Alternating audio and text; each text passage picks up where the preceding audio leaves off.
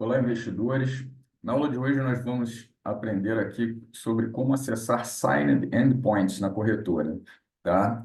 O que seriam Signed Endpoints? São webhooks, né? São pontos de acesso em que, na sua integração, você precisa utilizar a sua chave de API, a sua chave secreta para acessar aqueles webhooks. E por que isso? Porque, normalmente, eles trazem informações sensíveis, como, por exemplo, uma consulta de saldo da sua conta, ou permitem operações sensíveis, como criação de ordens e exclusão de ordens, né? Então, é, nós precisamos seguir a documentação da corretora e vamos utilizar a Binance aqui nesse exemplo. Não obstante, todos os conceitos aqui utilizados para a Binance, eles são válidos vai ser muito similar se você for integrar com outra corretora, como a Bybit, por exemplo, né? Então, vamos aqui, nossa tela, tá? A gente vai começar com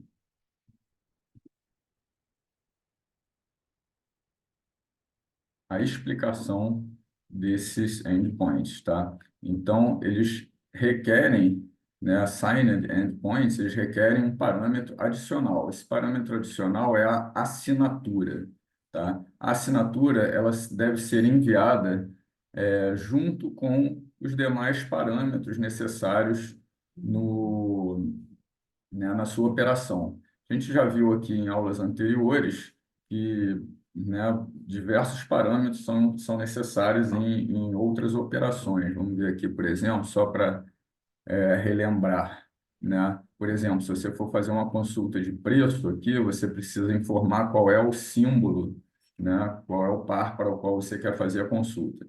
Então, aqui, nesse caso, você teria que, né, sendo um endpoint assinado, você tem que adicionar esse parâmetro de assinatura, né, no final da query string ou do corpo do seu post, né? Eles são assinados mediante esse algoritmo, tá? HMAC SH256, e eles utilizam a sua chave secreta nessa operação, tá? O que mais que tem aqui de relevante é que a signature, né, esse parâmetro adicional, ele deve ser colocado no final da sua query string ou do seu post, né, do seu request.body, e todos os demais parâmetros devem existir naturalmente, senão vai faltar e aquela função não vai poder funcionar. Então, a gente tem aqui alguns exemplos aqui embaixo, na própria documentação, né, aqui, ó, vamos ver aqui esse comando call aqui. Eu estou fazendo aqui ele vai fazer aqui uma chamada para um endpoint aqui, no caso, de criação de uma ordem, tá? E aí ele está passando todos os pares, né, de propriedade e valor necessários à criação de uma ordem, né? O símbolo é BTC USDT, eu quero fazer uma compra, o tipo de ordem é limit, e nota que, né, sempre de um parâmetro para o outro existe um e-comercial, né? Então, and, side é igual a by, and, type é igual a limit, and, a quantidade é x, and, o price, o preço é tanto, né? E por aí vai. É, e no final, ele coloca aqui a assinatura, que é esse parâmetro que a gente vai aprender a criar, né? Então, a assinatura, e está aqui o hash, que é a assinatura. Tem dois parâmetros aqui importantes também, adicionais no endpoint assinado, que são o timestamp, que é o momento da operação, tá? E é o momento aqui em milissegundos, e o hack window é o período em que essa operação ela é válida a partir do request, tá? Então, ela só pode acontecer aqui, no caso, em até 5 segundos. Esses parâmetros, eles são obrigatórios, tá? Ó, signed endpoints, ele requer parâmetros aqui adicionais, que são o timestamp e o hack window, tá? Que são o número de milissegundos em que o request é válido, tá? O default é 5.000, a gente pode usar 5 segundos, 10 segundos, 5.000 equivale a 5 segundos, né? Milissegundos aqui. Tá bom? Então, vamos aqui agora para o Account and Trade Endpoints, tá? Que são as operações que são assinadas. Account and Trade Endpoints, aqui nós temos aqui criação de ordens, mas a gente vai começar aqui com um exemplo mais simples, que é e que não tem tantos parâmetros assim, que é o Account Information, tá? A gente vai trazer informações da conta. O Account Information, ele não tem nenhum parâmetro adicional além do hack window e do timestamp, que são obrigatórios em todos os signed endpoints, tá? E como resultado, ele traz aqui diversas informações da sua conta, né? Por exemplo, o total wallet balance, traz aqui unrealized profit total, né? Tipo, quanto que você está de lucro ou prejuízo em posições abertas. Ele traz aqui quanto que você tem em ativos que são base, né, do tipo, por exemplo, o SDT, que é base para as operações, quanto que você tem o SDT, quanto que você tem em unrealized profit nesse ativo e por aí sucessivamente. E ele traz também as suas posições abertas. Aqui, por exemplo, você pode ter nesse exemplo, existe uma posição aberta de Bitcoin e, e aí ele traz as informações aqui também. Bom, feito isso, vamos aqui ao nosso código.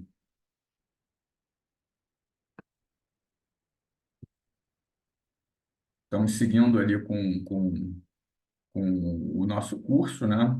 Com o código do nosso curso, já em aulas anteriores, nós já vimos aqui como fazer consulta de preço, consultas de candles, etc., né? Alguns endpoints aqui de análise de sentimentos também, e hoje nós vamos fazer esse daqui, tá? Eu estou adiantando aqui o expediente, pessoal, colocando o código já pronto, e eu vou explicando detalhadamente cada coisa, porque eu acho que isso é muito mais ágil, né? Porque se eu ficar digitando aqui, a gente perde bastante tempo, ainda tem bastante chance de incorrer em erros de digitação, e enfim, não é válido, né? Então, vamos lá. Eu coloquei aqui o account info, né? Eu criei aqui um novo endpoint aqui na nossa aplicação, chamei ele de account info.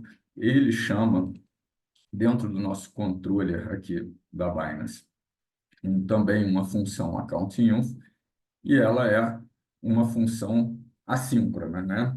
Então, ela tem aqui, tanto que ele tem aqui, ela é chamada com async, await, né? Relembrando, uma função assíncrona, obviamente, porque como ele vai fazer uma chamada de rede, vai lá na Binance trazer uma informação, você não sabe exatamente o tempo que vai durar. Ele pode levar é, meio segundo, 2 segundos, 3 segundos, você não sabe quanto tempo vai durar, qual é a tua latência de rede.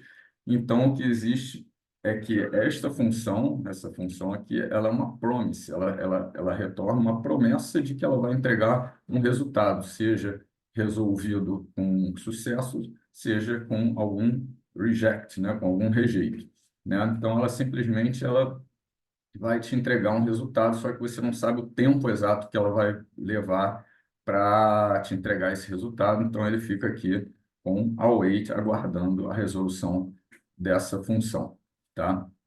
E quando isso for resolvido, ele vai devolver aqui para o chamador com status de 200, né, que é sucesso, e essa variável aqui, result, né?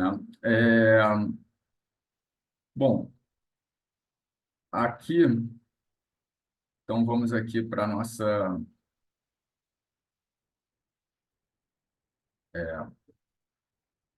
operação aqui na account info.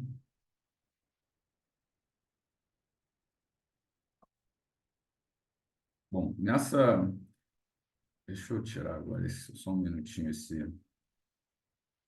Vou ficar atrapalhando aqui. Aqui no Binance Futures, antes de mais nada, a gente precisa criar a nossa chave de API, tá? Então, eu tenho que vir aqui, tá? Na minha conta, eu estou aqui na opção de filtros e vou aqui em API Management. Em API Management,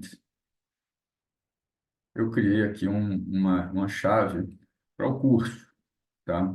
Então, vocês podem criar aí a chave e dar o nome que vocês quiserem, mas ela precisa estar ticado aqui esse Enable Filters, precisa estar ticado esse Enable Reading e esse Enable Spot and Margin Trading, né? Esses três itens têm que estar ticados.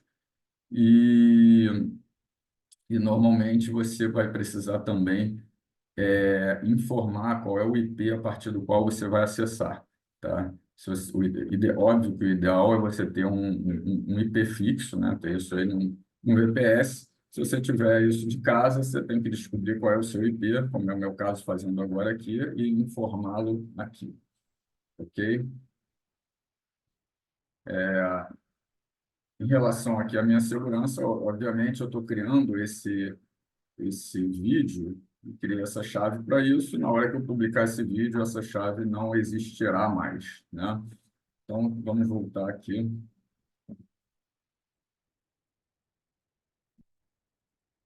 Bom, eu criei aqui, então, meu código de account info, né? Que é uma função que ela é uma promise, né? Ela retorna uma promessa de resultado. A primeira coisa que ela vai fazer é buscar qual é o server time, né? Que é aquele timestamp que é exigido na documentação. Então, eu estou indo buscar isso diretamente na corretora, tá? Estou fazendo uma chamada para uma função aqui, server time, que eu criei aqui embaixo. Deixa eu tirar isso, porque está começando a atrapalhar aqui. Ó. Então, eu criei essa função aqui embaixo, tá? Server time é muito simples. O que ele faz simplesmente é chamar a Exchange URL, que é a base da URL, mais o complemento da URL aqui, que ele chama barra faco, barra v1, barra time, e ele traz um resultado em timestamp, né?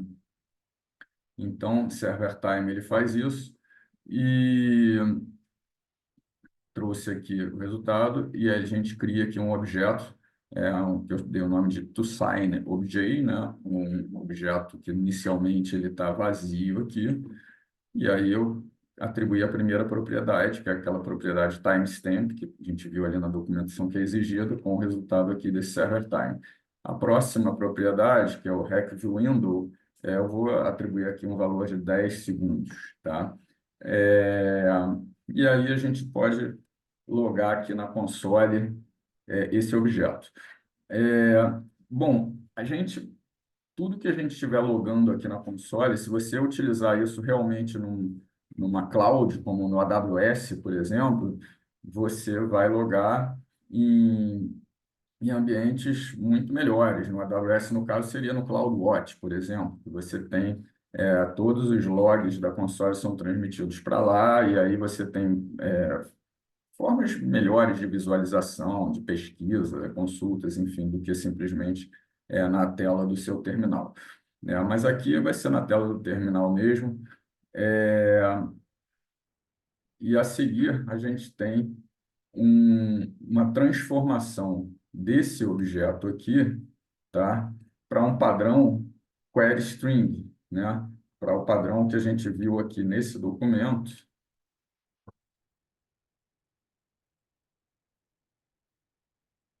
A gente viu nesse documento aqui,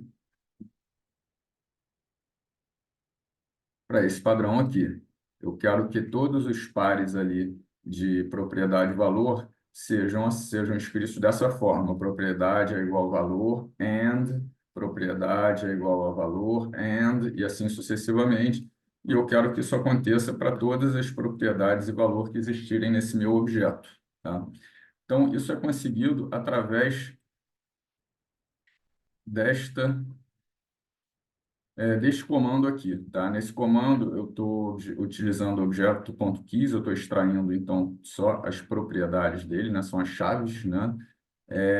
Desse objeto SignObj que a gente criou aqui, e estou fazendo, utilizando a função reduce, né? A função reduce, ela para cada chave, ela vai acumular o resultado aqui num acumulador, né? E, e o que eu faço aqui internamente no reduce dar um push, né? Jogar para dentro desse array que a gente está criando aqui, é, chave é igual ao valor, que é o signObject.key. Só que eu não jogo isso diretamente, key é igual a signObj.key. Eu ainda passo ele pela função encode URL, tá? E no final eu retorno esse acumulador, né? E eu faço isso para cada chave, juntando, né, utilizando a função join, que é o e comercial, que é o que a gente quer separando cada par de chave e valor. E aí, depois disso, a gente vai escrever isso na tela para a gente ver como é que ficou, tá? Onde que eu encontro esse tipo de informação, Krishna? Reduce, se você é um desenvolvedor que ainda não utilizou esse tipo de função, como Reduce, Encode URL, cara, tá tudo documentado, né? Aqui no developer.mozilla, aqui tem toda essa documentação, tá? Encode URL, por exemplo, ele pega, se você mandar escrever aqui, x é igual a, faz um encode URL de teste, interrogação. Como que ele vai escrever? Ele vai escrever teste, percent 3f, que é a forma como o navegador espera, né? E aqui, se você for em built-in objects, né, e for em objetos, você vai encontrar informações. Se você for em array, você vai encontrar, por exemplo, a informação de como fazer o array.reduce, né? Tá aqui, ó, array.reduce. E se você for lá em objetos, você vai encontrar informação de, desse comando aqui, objeto.keys. Tá? Então, tá tudo ali, não tem mistério. E a seguir, então, aqui a gente passou a ter a nossa query, né? Que vai ser apendada, né? No final do comando no navegador. E no navegador ou no request, no caso, né? E a seguir, a gente tem que fazer o quê? Agora, realmente criar aquela assinatura, tá? Então, para assinatura, eu vou utilizar a biblioteca Crypto, tá? Essa é uma biblioteca aqui nativa do Node, tá? Então, você pode declarar diretamente, Crypto é igual a require Crypto, não precisa nem instalar com npm, isso já vem, tá? Notem que eu declarei aqui no início desse módulo, é, o Exchange URL, que é a minha URL base, fap.binance.com, declarei a minha chave de API e a minha chave secreta. Obviamente, essa é a pior das práticas, tá? Você nunca deve fazer isso, declarar isso diretamente no módulo. Por quê? Porque você normalmente vai subir esse código para um controlador de versão, né? E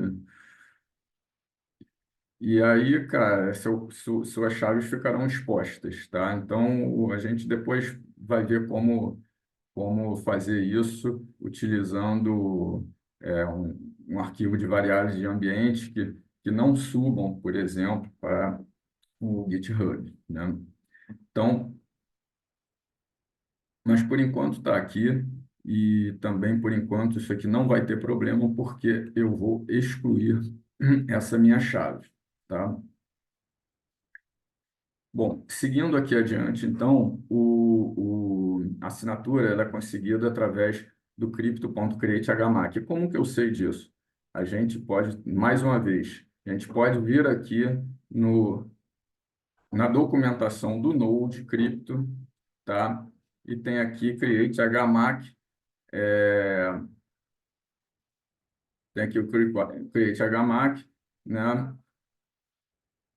Tem aqui a minha chave secreta e ele calcula aqui, por exemplo, um hash, create HMAC, usando o SH256, utilizando a chave secreta, update dessa frase que ele está querendo criptografar e transformando para hexadecimal, e aí depois ele faz o console log do hash. Tá, é exatamente isso. Então, o que que eu vou fazer aqui? Exatamente a mesma coisa. Estou criando crypto create HMAC, SH256, utilizando minha chave secreta, passando a query como parâmetro, a query que foi calculada aqui em cima, né, como parâmetro aqui para o update, e, é, e criando um digest em hexadecimal, vai ser o meu hash, né? Essa é a minha assinatura. Então, agora a assinatura ela tem que ir para o final da query, eu coloco que a query é igual a query mais and assinatura e essa variável assinatura que eu calculei. Beleza? E aí eu faço mais uma vez um console log aqui, só para a gente poder ver como que as coisas estão ficando. Feito isso, está tudo pronto. Agora eu posso simplesmente chamar a minha biblioteca Axios e passar os parâmetros para ela para fazer a chamada. Então, aqui eu tenho o meu Axios Obj, né? Vou criar aqui um objeto Axios, em que eu crio um header, e isso segue a documentação ali da Binance, tá? Meu XMBX API, que eu tenho que passar qual é a minha chave de API, que está lá em cima, que a Binance gerou, né? Meu método é get, minha base URL também está lá em cima, é aquele exchange URL, e a minha URL, ela tem aqui o complemento da URL, tem aqui o complemento da URL, mais a, né, mais a query que foi criada, mais a query que foi criada ali já com a assinatura. E aí eu chamo a minha função Axios, né? Aqui é uma promise também, tá? E o resultado eu vou resolvê-lo aqui, tá? Eu fiz um tratamento adicional aqui, simplesmente porque, vou mostrar aqui para vocês, um tratamento adicional, vou voltar lá em Account and Trade Endpoint, Account Information. Tá, eu não quero que venham ativos, porque podem vir diversos ativos, eu só quero que venham os que tenham algum valor. Então, o que que eu fiz aqui? É, o que que eu fiz aqui? Eu joguei o resultado, né? O result, res.data, que é o resultado que traz os dados aqui numa variável result, e eu digo o seguinte, result.assets, né? Porque a gente já viu que existe aqui. Então, meu resultado aqui, ponto assets, né? Ele vai ser esse array, né? Ponto assets, ponto filter, eu filtro e eu digo que eu quero que o meu documento, ponto wallet balance, seja diferente de zero, ou seja, eu não quero nada que venha zerado.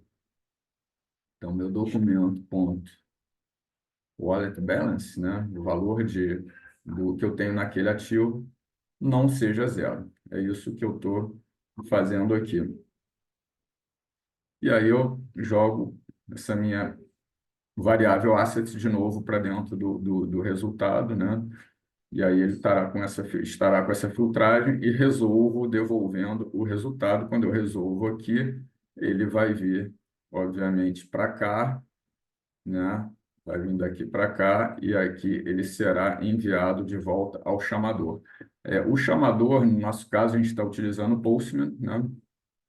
Então, eu criei aqui uma chamada do tipo GET, chamando aqui o meu localhost 3000, né, que a gente já viu em aulas anteriores, que é a porta onde ele está escutando, e eu chamei a função account1 sem passar parâmetro nenhum, porque ela também não precisa, né? Então, é isso. Já estou aqui no terminal aqui dentro da pasta cursos, né?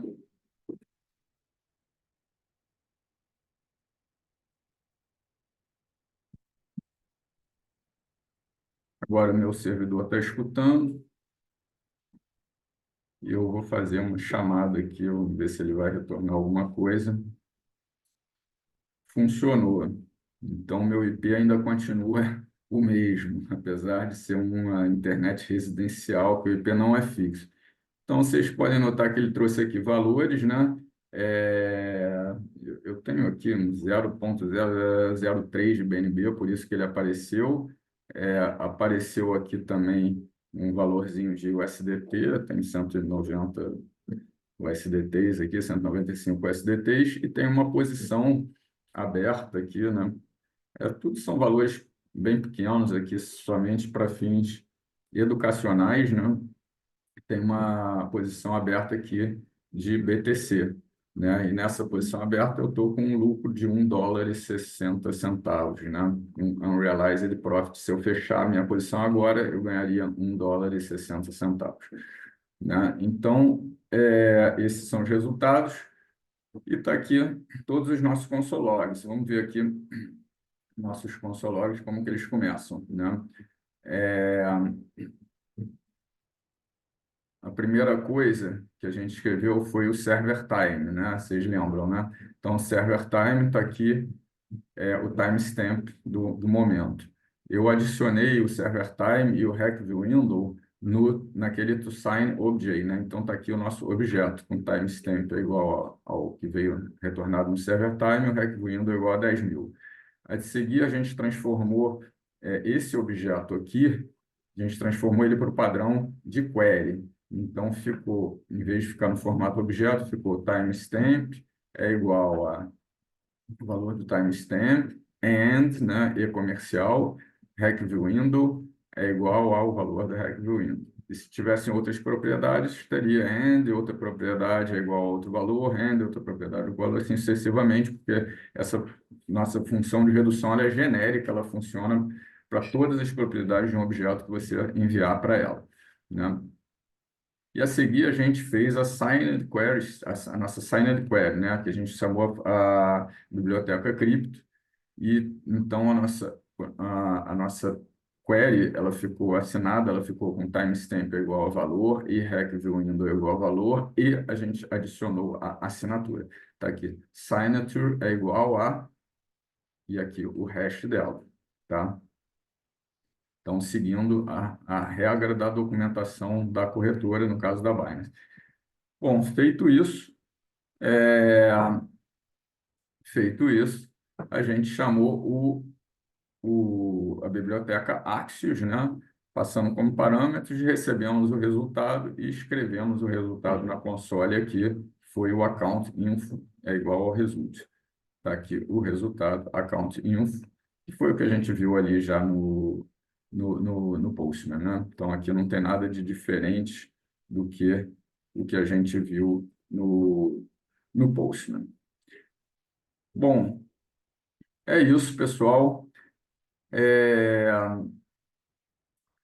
O que eu recomendaria vocês fazerem aqui agora seria passar esse código aqui para um